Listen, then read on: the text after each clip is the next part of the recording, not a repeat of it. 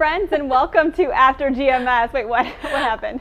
So, I don't know if y'all saw, but I almost ran into the camera walking over here. I was looking down, I was so focused on my script and everything, and I like stopped right in front of it, and then I realized that everyone probably got to see it at home. So, you're welcome for some morning entertainment.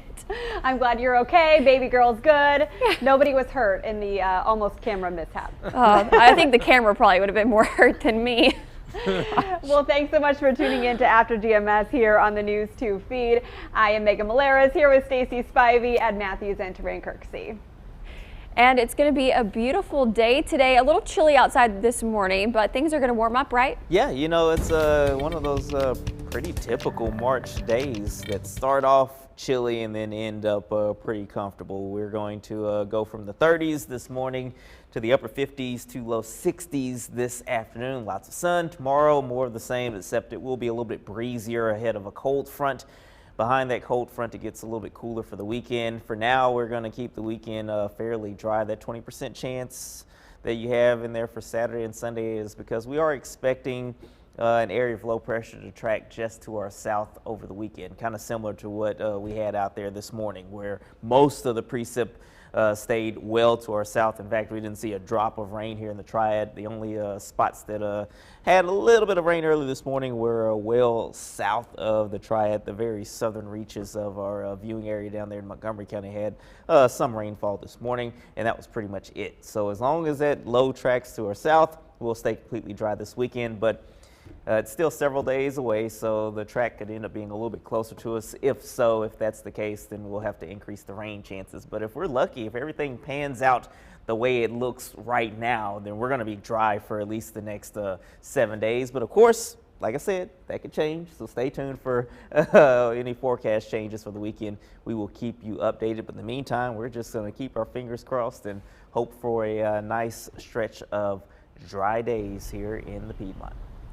Yeah, these nice, cool, warmer temperatures, pretty days outside also mean that it's time for allergies, unfortunately. And they're frustrating to have during any time, but it's especially frustrating right now because we are in the middle of a pandemic. Today, tree pollen is in the high category. We were wondering if your allergies are acting up. Let us know in the comment section below. But many of you were texting us about what you were experiencing. This person says, yes, I've been sneezing and blowing my nose. I thought I was getting a cold.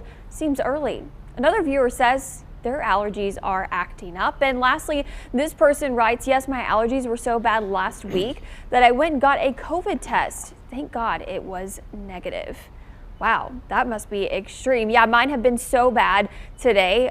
They are typically bad year round. I just have allergies. I'm pretty much allergic to everything. I was telling Megan the long list of things that the doctor came back with my sheet after I had gotten tested for allergies. Every type of tree, every type of grass, pollen, dust mites, dogs, cats, you name it, I'm allergic to it. But today is particularly bad, and I'm guessing it's because that tree pollen is pretty high.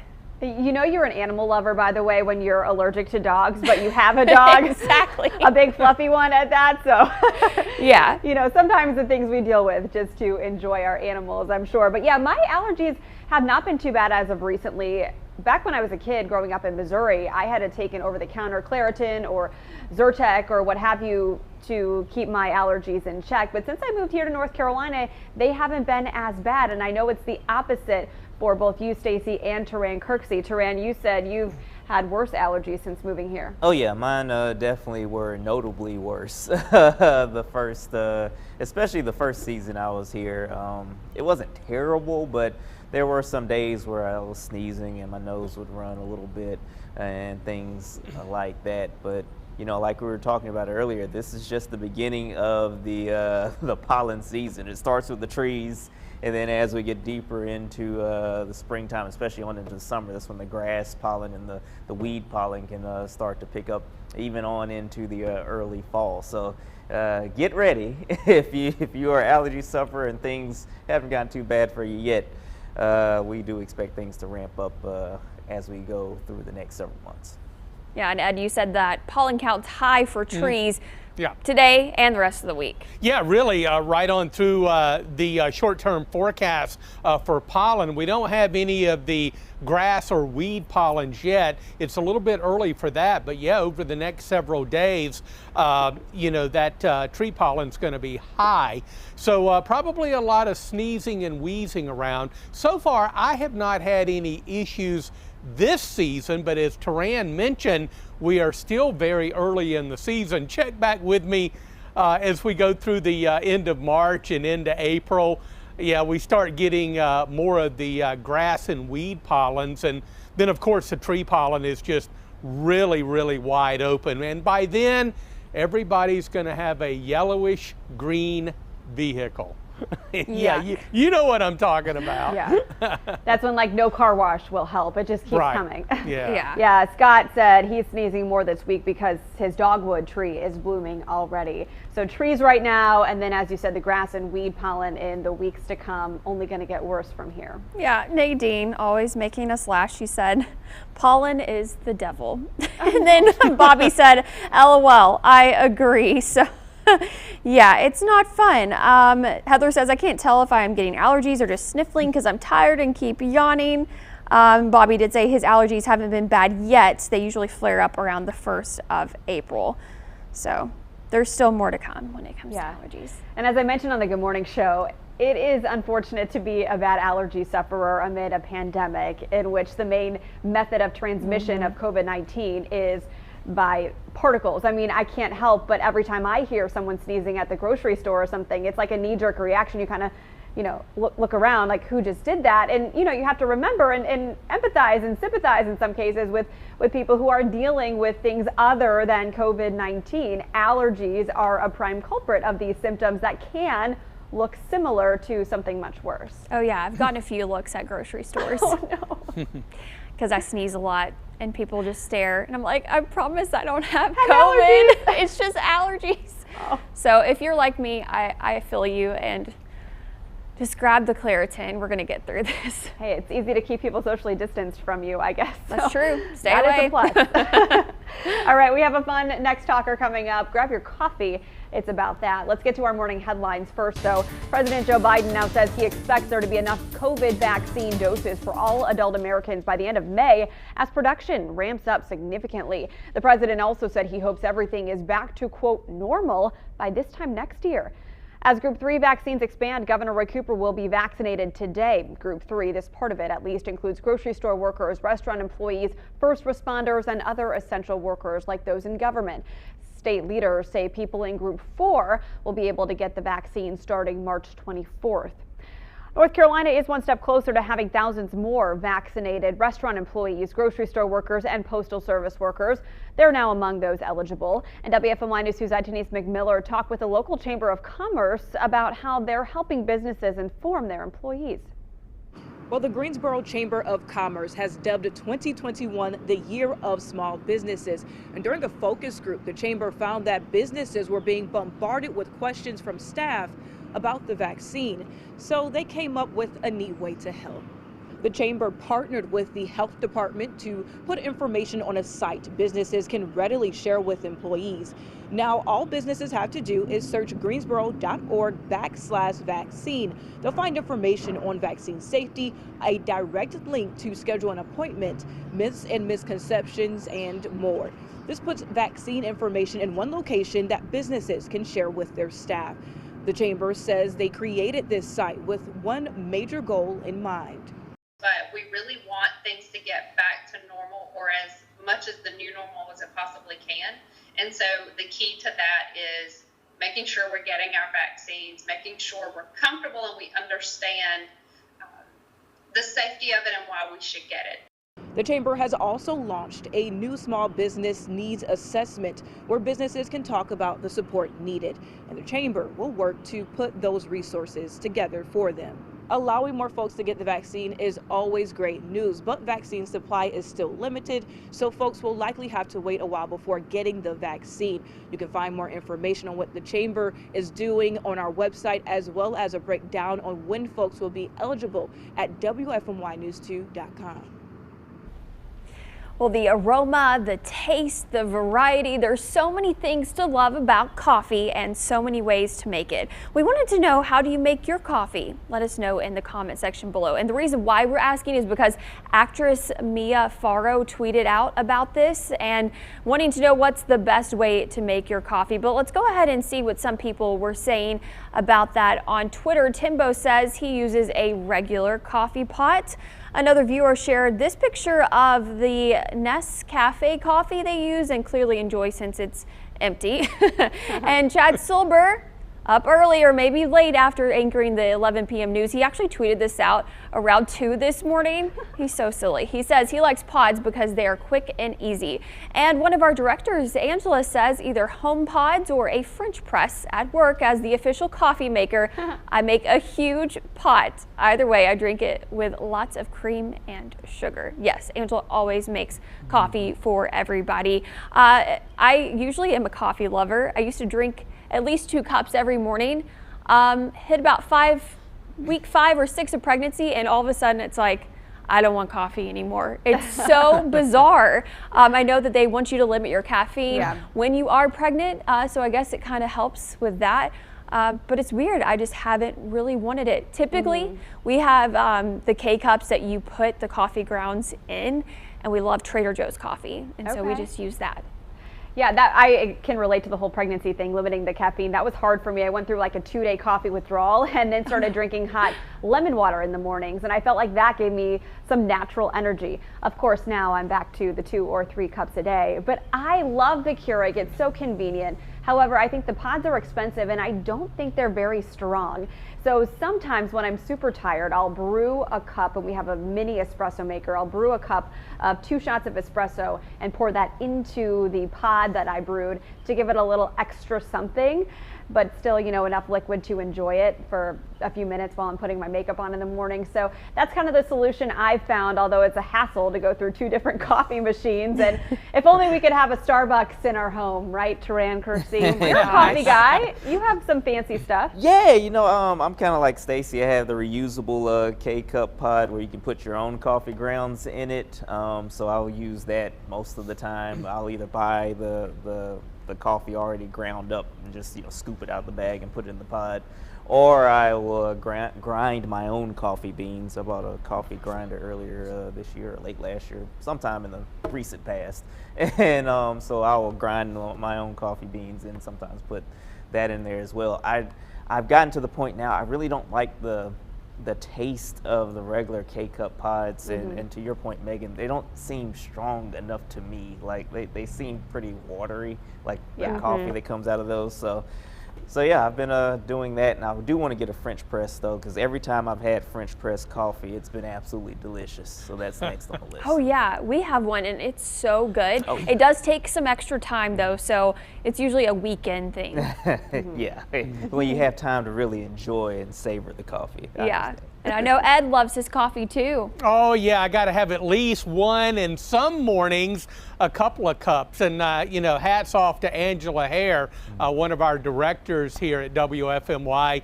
She has the coffee made when we get here. She makes a pot of regular coffee. She drinks decaf. I drink decaf, and it's waiting in the break room when I get here. But occasionally I will make coffee in a coffee maker at home. You guys are talking about French press and grinding and all. Where do you guys get all this time?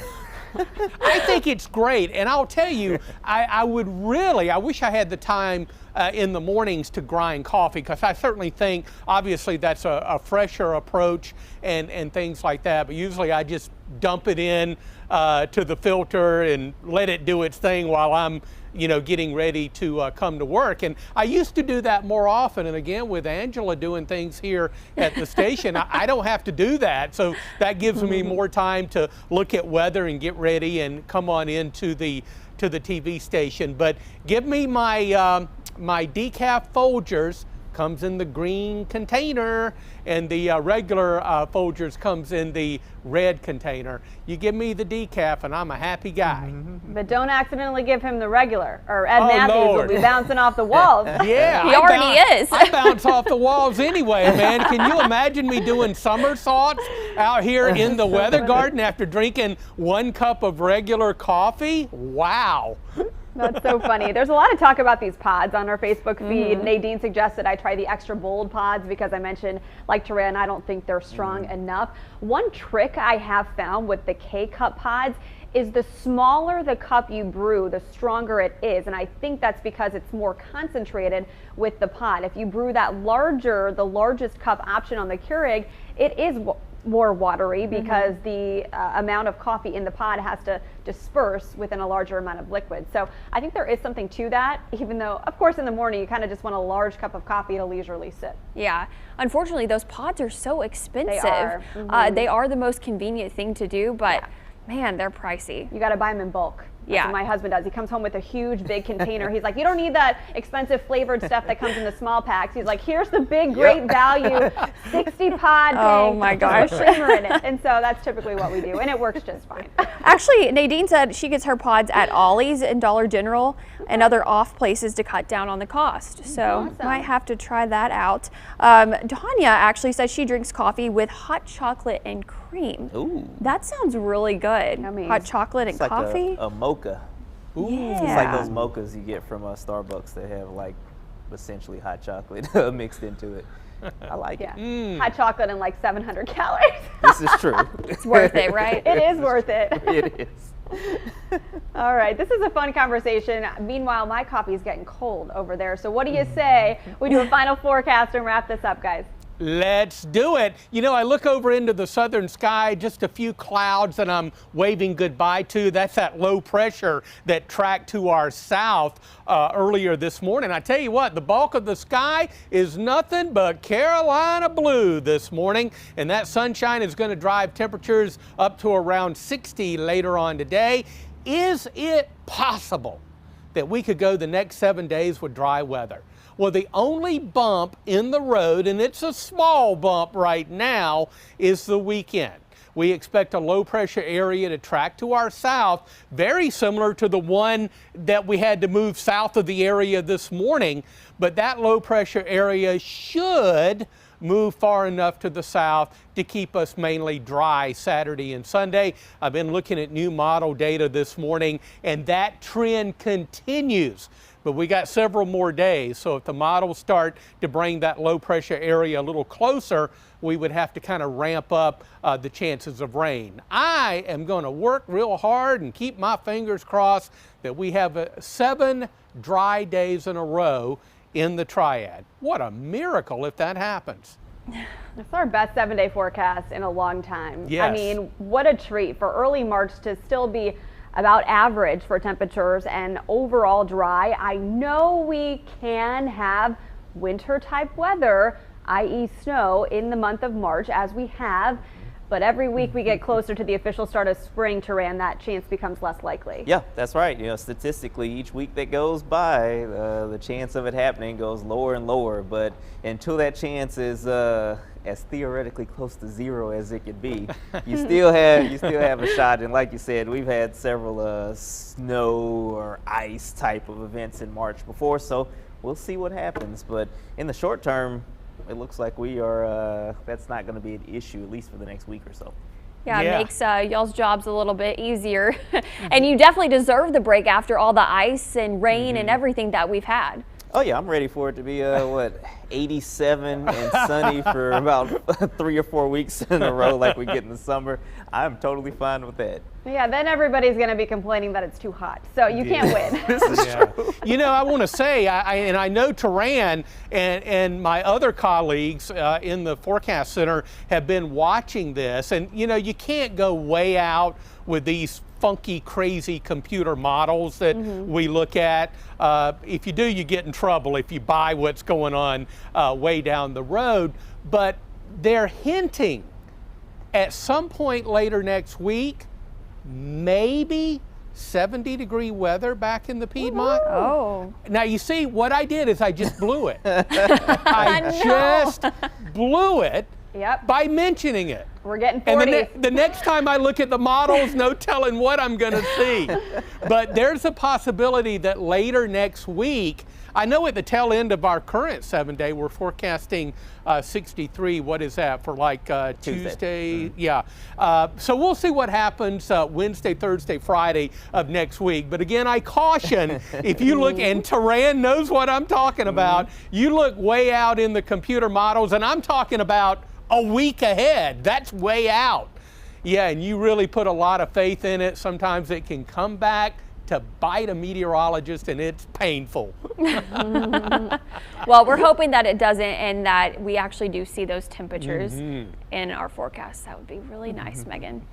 It would be nice. Just like it is so nice to have this time here with you every day around 7:45 for After GMS here on the News 2 Facebook page. We'll be back here, same time, same place tomorrow. Have a good day.